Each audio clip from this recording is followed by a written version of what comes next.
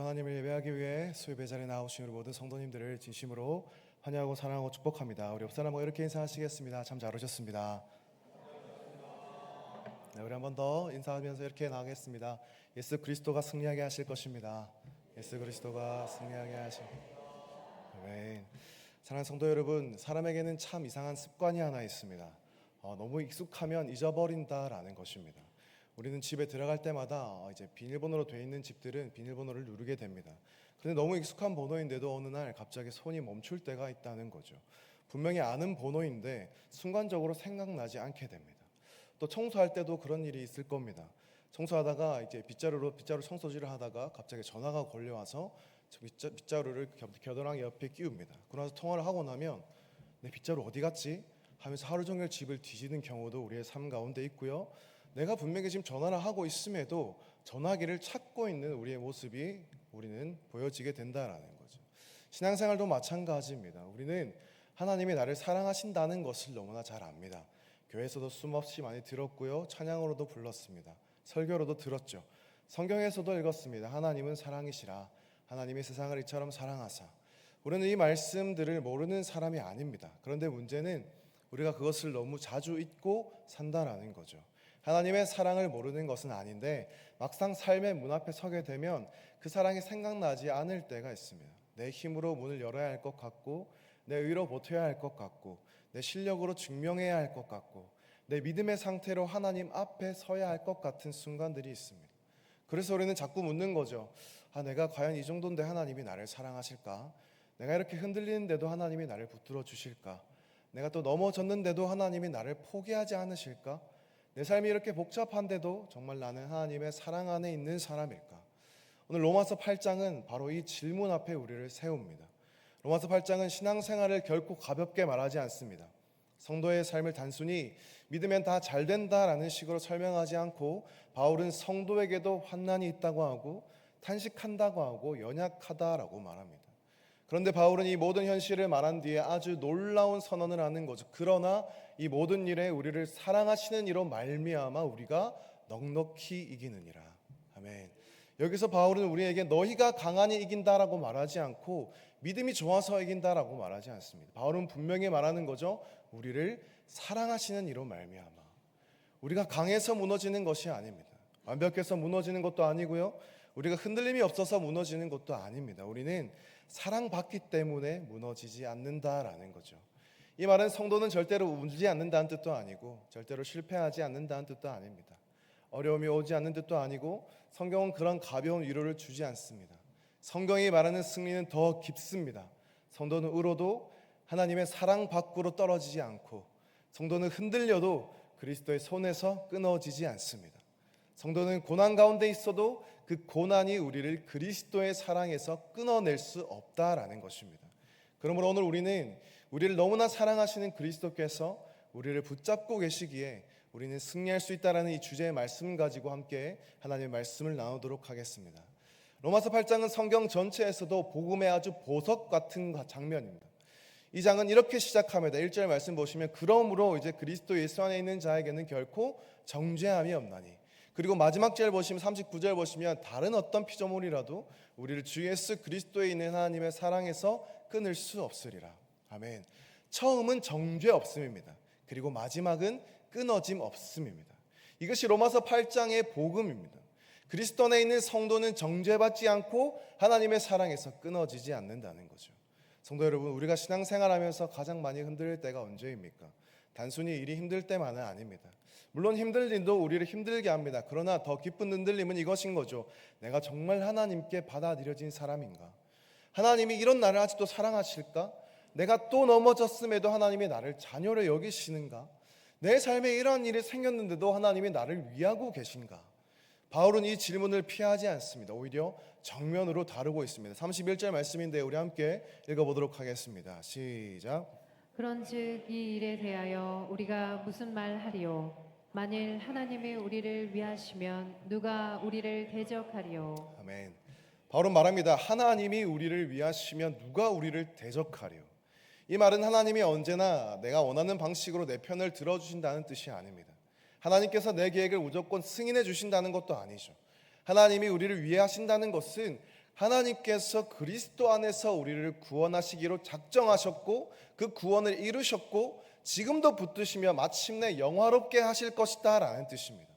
로마서 8장 30절은 이렇게 말합니다. 또 미리 정하신 그들을 또한 부르시고 부르신 그들을 또한 의롭다 하시고 의롭다 하신 이들을 그들을 또한 영화롭게 하셨느니라. 아멘. 이것이 구원의 견고함입니다. 구원은 인간의 기분과 결심 위에 세워진 것이 아니라는 거죠. 구원은 하나님의 작정과 부르심 위에 세워져 있습니다. 물론 우리는 믿음으로 응답해야 합니다. 회개하고 순종해야 하죠. 그러나 그 믿음조차도 하나님의 은혜의 선물이며 하나님께서 시작하신 구원은 하나님께서 끝까지 이루어내신다라는 겁니다. 그래서 바울은 이 성도의 안전을 우리의 어떤 감정이나 성실함에서 찾지 않고 어디서 찾고 있느냐? 바로 십자가에서 찾습니다. 우리 32절 함께 읽어보겠습니다. 시작. 자기 아들을 아끼지 아니하시고 우리 모든 사람을 위하여 내주시니가 어찌 그 아들과 함께 모든 것을 우리에게 주시지 아니하겠느냐. 아멘. 사랑하는 성도 여러분, 하나님의 사랑을 확인하고 싶을 때 우리는 어디를 보아야 할까요? 내 상황을 보면 흔들립니다. 내 감정을 보면 흔들리고요. 내 기도의 응답의 속도를 보면 당연히 흔들립니다. 그럴 때 우리는 무엇을 바라보아야 하느냐? 바로 십자가를 보아야 한다라는 거죠. 하나님께서 자기 아들을 아끼지 아니하시고 우리를 위하여 내주셨습니다. 이것이 바로 하나님 사랑에 대한 가장 분명한 증거입니다. 하나님의 사랑은 추상적인 감정이 아니라는 거죠. 하나님은 말로만 사랑하신 것이 아니라 멀리서 쟤들이 불쌍하니까 동정하신 것만이 아니라 하나님은 자기의 아들을 내어주셨습니다. 팀 켈러 목사님은 고난의 이유를 다 이해할 수 없을 때에도 십자가가 적어도 한 가지는 분명히 알려준다라고 말하면서 뭐라고 얘기했냐면 우리가 고난을 당하는 것이 하나님께서 우리를 사랑하지 않기 때문도 아니며 하나님이 우리를 버리셨기 때문도 아니다라고 말했습니다. 왜냐하면 예수님께서 버림받으심으로 하나님의 자녀가 영원히 버림받지 않게 되었기 때문입니다. 성도 여러분, 이 말은 매우 중요합니다. 우리는 고난이 오면 너무 빨리 결론을 내려버립니다. 하나님이 나를 미워하시나? 하나님이 나를 잊으셨나? 내가 뭘 잘못해서 이런 벌을 받는 건가? 내가 무언가 잘못해서 벌을 받는 것인가? 물론 우리는 그 고난 속에서 자신을 돌아보아야 합니다. 죄가 있다면 회개해야 하고 하나님께서 깨닫게 하시는 것이 있다면 겸손히 들어야 합니다. 그러나 그리스도 안에 있는 성도에게 하나님의 징계는 버림이 아니라는 거죠. 심판의 정죄가 아니라 아버지의 사랑의 손길인 줄 믿으시기 바랍니다. 그러므로 성도는 고난을 하나님의 미움의 증거로 해석하면 안 됩니다. 우리는 고난보다 먼저 해석해야 할 것은 바로 십자가라는 거죠.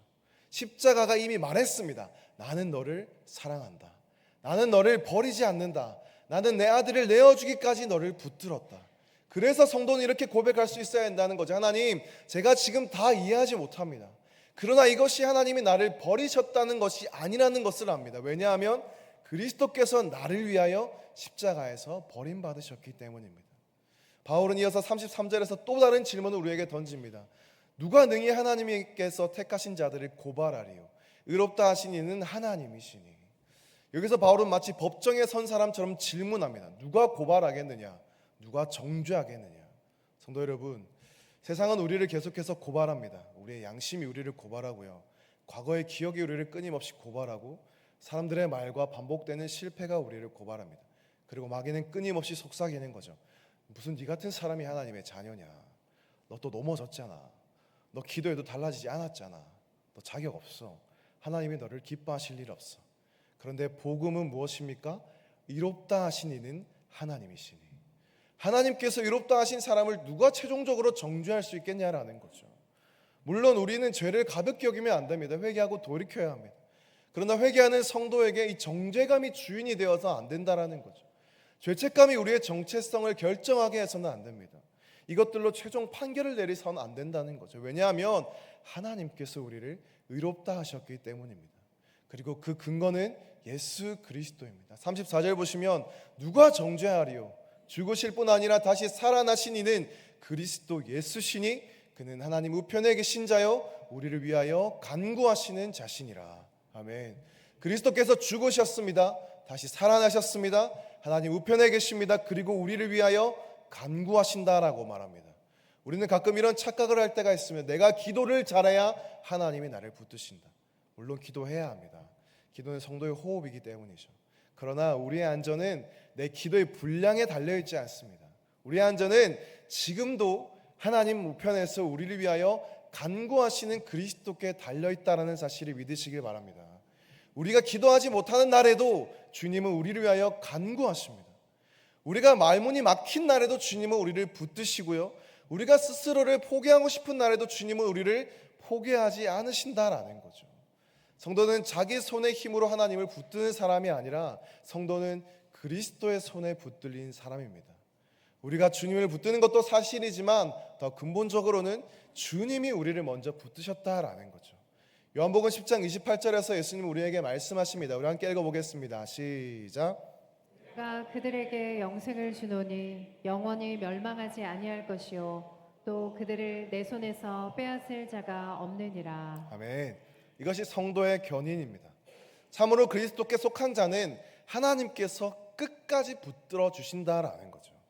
이것은 어떤 방종의 근거가 아니라 오히려 거룩한 위로와 순종의 근거가 되어줍니다. 하나님께서 나를 버리지 않으신다는 그 확신이 있기 때문에 우리는 다시 회개할 수 있고 다시 일어날 수 있으며 다시 순종할 수 있게 되어진다라는 거죠. 그리고 바울은 마침내 35절 상반절에서 오늘 본문에서 가장 중요한 질문을 던집니다. 누가 우리를 그리스도의 사랑에서 끊으리요? 바울은 누가 우리를 고난 없는 인생으로 만들리요? 누가 우리를 늘 형통하게 하겠느냐라고 묻지 않습니다. 바울의 질문은 이것입니다. 누가 우리를 그리스도의 사랑에서 끊으리요? 왜냐하면 성도에게 있어서 가장 중요한 것은 고난이 있고 없고가 아니라 그리스도의 사랑과의 연합이기 때문입니다. 성도에게 가장 무서운 것은 불편한 상황이 아닙니다. 가난도 아니고 질병도 아니고 실패도 아니고 사람들의 오해도 아닙니다. 성도에게 있어서 가장 무서운 것은 하나님의 사랑 밖으로 떨어지는 것입니다. 그런데 바울은 그것이 불가능하다라고 선포하고 있다는 거죠. 바울은 우리를 끊어낼 수 있을 것처럼 보이는 것들을 하나하나씩 열거합니다. 환난, 곤고, 박해와 기근, 적신, 위험과 칼입니다. 이것은 바울의 책상 앞에서 상상으로 적은 단어들이 아닙니다. 바울은 실제로 환난을 겪었고 감옥에 갇혔으며 매를 맞고 죽음의 위협을 받았습니다. 사람들에게 오해받고 버림받았습니다. 그러니까 바울의 말은 고난을 모르는 사람이 괜찮아, 다 잘 될 거야 라고 말하는 것이 아니라 고난을 아는 사람이 말하고 있는 거죠. 그 모든 것도, 내가 당한 그 모든 것도 우리를 그리스도의 사랑에서 끊을 수 없다. 이것이 성경적 믿음이다라는 거죠. 기독교 신앙은 여러분 고난을 작게 말하지 않습니다. 그러나 하나님의 사랑을 더 크게 말하고 있다라는 거죠. 눈물을 부정하진 않지만 눈물보다 크신 하나님을, 그 주님을 바라보게 하고요, 현실을 무시하진 않지만 그 현실이 하나님의 약속보다 크다라고 말하지 않는다라는 거죠. 그래서 바울은 36절에서 시편 44편을 인용하면서 얘기합니다. 기록된 바 우리가 종을 위하여 주를 위하여 죽임을 당하게 되며 도살당할 양같이 여김을 받았나이다 함과 같으니라. 이 구절은 참 놀랐습니다. 바울은 성도의 승리를 말하면서 동시에 성도의 고난을 숨기지 않는다는 거죠. 37절에 넉넉히 이긴다라는 바로 발 앞에 도살당할 양같이 여김을 받았다라는 말까지 하고 있다라는 거죠. 그러니까 성경에 말하는 승리는 고난을 제거한 뒤에 얻는 것만이 승리가 아니라 성경에 말하는 승리는 고난 한가운데에서도 그리스도의 사랑이 우리를 붙들고 있다는 것이 바로 승리인 줄 믿습니다.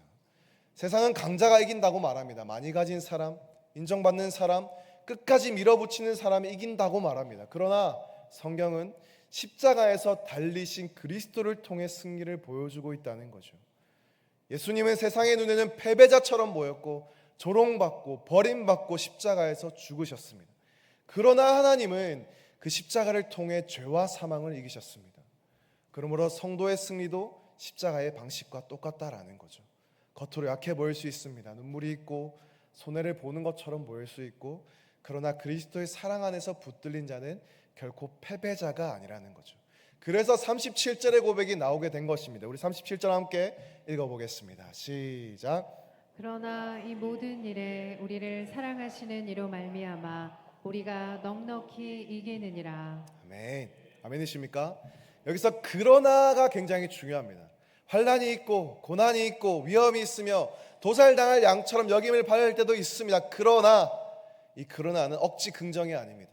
이 그러나는 십자가와 부활 위에 선 복음의 선언이자 선포다라는 것입니다. 이 본문을 원문을 풀어서 해석하면은 이 모든 일에는 이 모든 것들 안에서라는 뜻으로 해석되어집니다. 바울은 이 모든 것들이 끝난 뒤에라고 말하지 않고요, 이 모든 것들이 사라진 뒤에라고 말하지 않고 이 모든 것들 안에서라고 말하고 있다라는 겁니다. 이것이 정말 중요합니다. 하나님은 우리를 고난 바깥에서만 이기게 하시는 분이 아니라는 거죠.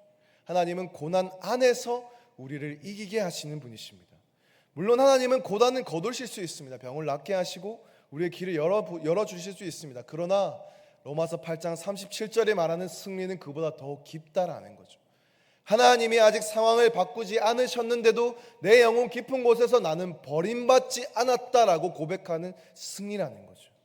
눈물이 멈추지 않았는데도 그리스도의 사랑이 여전히 나를 붙들고 있다라고 고백하고 있는 승리의 선포인 것입니다.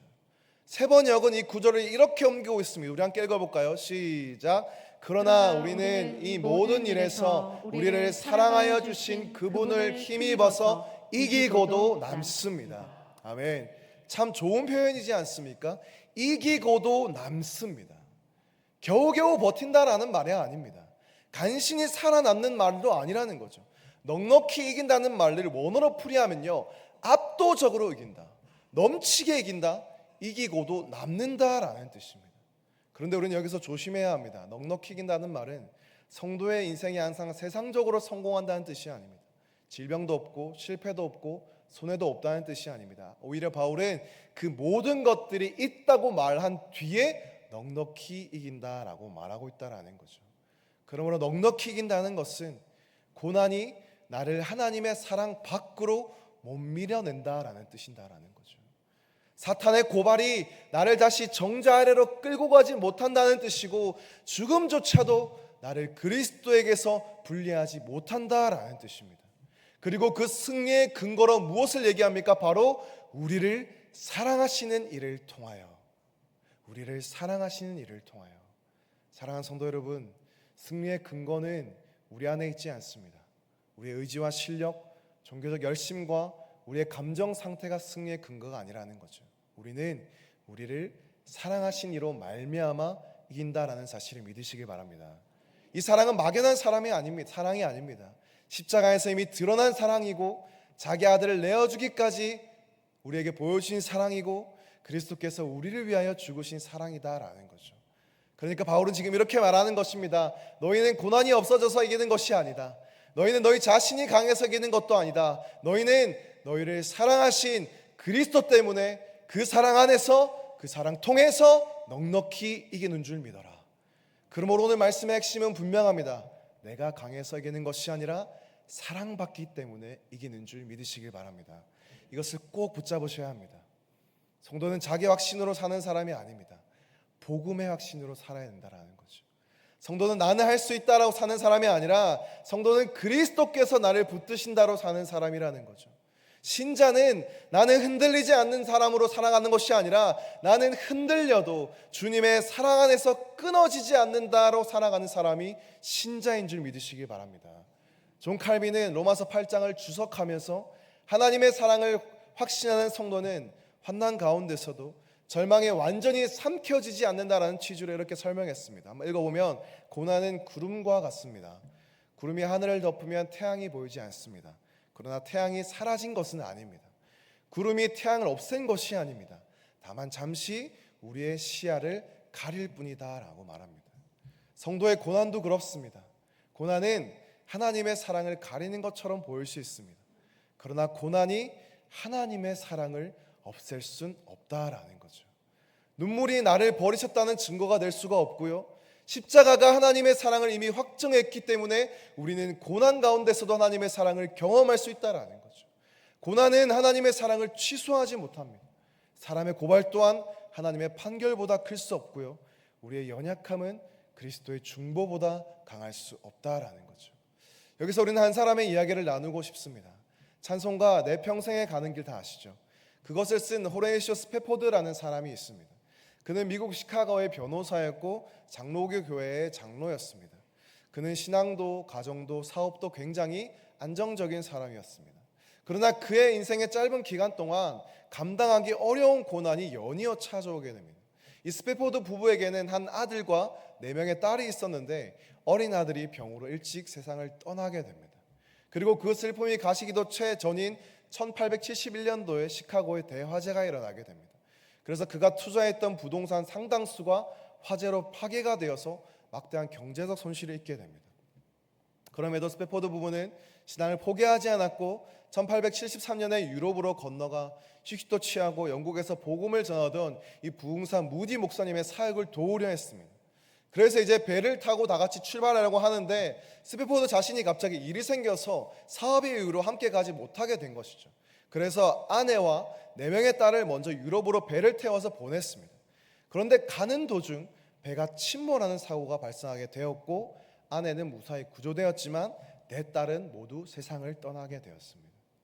이후 스패포드는 이제 아내를 만나러 가는 배를 탔고 딸이 숨진 그 바다 근처를 지나며 내 평생 가는 길이라는 고백을 하게 되었다라는 거죠.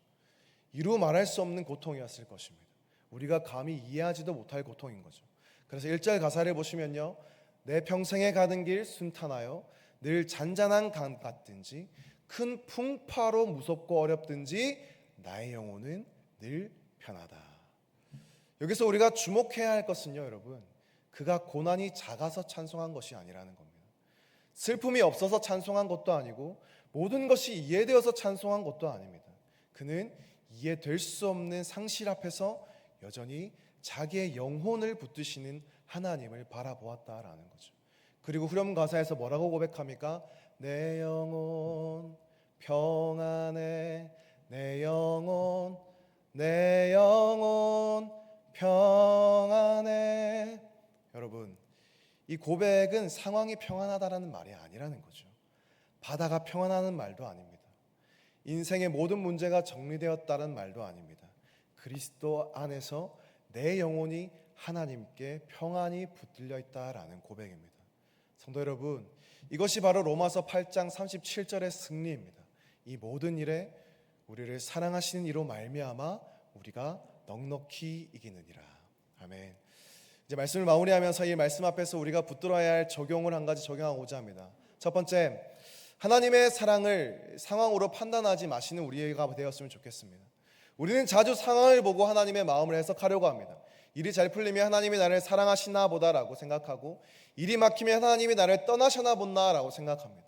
기도가 빨리 응답되면 하나님이 가까이 계신 것 같고, 응답이 늦어지면 하나님이 침묵하시는 것처럼 느껴집니다.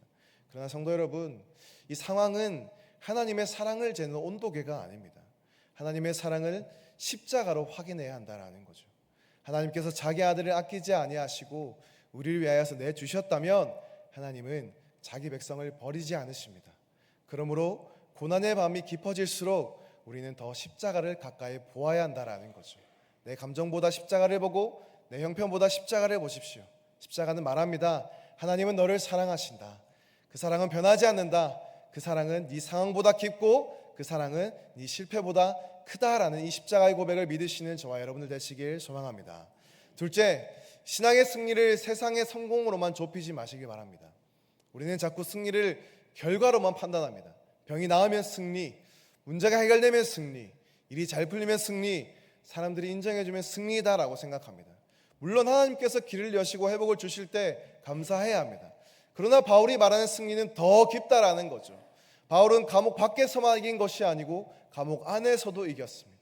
바울은 매를 맞지 않아서 이긴 것이 아니고 매를 맞고도 복음을 읽지 않았기에 이겼다라는 거죠. 바울은 고난이 없어서 이긴 것이 아니라 고난 속에서도 그리스도의 사랑에서 끊어지지 않았기에 그는 승리했다라는 거죠. 고린도서 4장 8절에서 9절에서 바울은 이렇게 고백합니다. 함께 읽겠습니다. 시작. 우리가 사방으로 우겨쌈을 당하여도 쌓이지 아니하며 답답한 일을 당하여도 망하지 아니하고 박해를 받아도 버림받지 아니하며 거꾸로 뜨림을 당하여도 망하지 아니하고. 아멘. 이것이 성도의 승리입니다. 사방으로 우겨쌈을 당하지 않는 것이 아니라 우겨쌈을 당하여도 완전히 갇히지 않는 것이고요, 답답한 일을 당하지 않는 것이 아니라 당하여도 끝내 낙심하지 않는 것이고, 거꾸로 뜨림을 당하지 않는 것이 아니라 거꾸로 뜨림을 당하여도 망하지 않는 것입니다. 혹시 지금 거꾸로 뜨림을 당한 것 같은 분이 계십니까? 마음이 무너진 것 같고 기도가 다친 것 같고 예전처럼 뜨겁지 않고 삶의 문제가 너무 커서 믿음이 약해진 것 같은 분이 계십니까? 오늘 말씀을 붙드십시오. 거꾸로 뜨림을 당하여도 망하지 않습니다. 왜냐하면 그리스도의 사랑이 우리들을 붙들고 있기 때문인 줄 믿으시는 저와 여러분들 되시길 간절히 소망합니다. 우리 이제 마음은 세 번째는 이겁니다. 사랑받는 자답게 다시 일어나십시오. 하나님의 사랑은 우리를 죄와 절망 속에 방치하는 사랑이 아닙니다. 하나님의 사랑은 우리를 다시 살리고 하나님께로 이끄시는 사랑인 줄 믿습니다. 그렇게 오늘 이 말씀은 단순한 위로로서만 끝나면 안 되는 것이죠. 결단이 있어야 합니다. 사랑받는 자는 다시 기도해야 하고요, 사랑받는 자는 다시 말씀 앞에 서야 하고, 사랑받는 자는 다시 회개해야 합니다. 사랑받는 자는 당시 용서의 길을 걸어야 하고, 사랑받는 자는 다시 예배의 자리로 나아가야 하고, 사랑받는 자는 다시 주님을 신뢰해야 합니다. 왜냐하면 우리는 버려진 사람이 아니기 때문입니다. 우리는 정죄 아래 있는 사람도 아니기 때문입니다. 우리는 실패로 끝날 사람이 아니기 때문입니다. 우리는 예수 그리스도에 있는 하나님의 사랑에서 끊어질 수 없는 사람이기 때문입니다. 마지막으로 바울은 38절과 39절에서 확신의 고백으로 참 말씀을 닫습니다. 내가 확신하노니 사망이나 생명이나 천사들이나 권세자들이나 현재 일이나 장래일이나 능력이나 높음이나 깊음이나 다른 어떤 피조물이라도 그 어느 것도 우리를 주 예수 그리스도에 있는 하나님의 사랑에서 끊을 수 없으리라. 아멘. 바울이 왜 이렇게 열거했을까요? 왜 이렇게 길게 열거했을까요? 우리의 두려움이 다양하기 때문입니다. 어떤 사람은 죽음이 두렵고, 어떤 사람은 살아가는 것이 두렵습니다. 어떤 사람은 현재가 두렵고, 어떤 사람은 미래가 두렵습니다. 어떤 사람은 문제가 두렵고, 어떤 사람은 보이지 않는 영적 공격이 두렵습니다. 그러나 바울은 말하는 거죠. 그 무엇도, 그 어떤 것도 우리를 그리스도 예수 안에 있는 하나님의 사랑에서 끊을 수 없습니다. 그러나 성도 여러분, 우리는 결국 이 고백으로 나아가야 할 줄 믿습니다. 하나님, 나는 강하지 않습니다. 그러나 주님의 사랑은 강합니다. 나는 자주 흔들립니다. 그러나 주님의 손은 흔들리지 않습니다.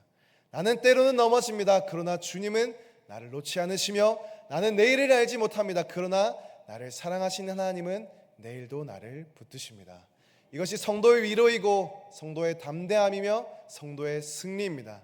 여러분, 사랑받는 자는 무너지지 않습니다. 아니, 정확히 말하면 사랑받는 자는 무너져도 끝까지 무너지지 않고, 끝나지 않고, 울어도 버림받지 않고, 약해져도 하나님의 손에서 떨어지지 않고, 죽음 앞에서도 하나님의 사랑에서 끊어지지 않습니다. 왜 그럴까요? 우리를 사랑하시는 이가 살아계시기 때문입니다. 그분은 누구십니까? 우리를 위하여 죽으신 바로 예수 그리스도인 줄 믿습니다. 그분은 다시 살아나신 주님이십니다. 그분은 다시 하나님 우편에서 우리를 위하여 간구하시는 대제사장이십니다. 지금도 우리 안에 성령 안에서 거하시는 주님이십니다. 끝까지 우리를 붙드시는 신실하신 하나님이십니다. 그러므로 사랑하는 성도 여러분, 이 말씀을 붙들고 남은 한 주간을 살아내십시오. 우리가 결코 강해서 이기는 것도 아니고 사랑받기 때문에 이깁니다. 사랑받는 자는 결코 무너지지 않습니다. 우리는 사랑하시는 이로 말미암아 넉넉히 이긴다는 이 놀라운 사실을 가지고 이 세상 가운데서 놀라운 승리를 경험하며 살아내시는 자, 여러분들의 삶이 다 되어지시기를 주님의 이름으로 간절히 소망하고 축복합니다.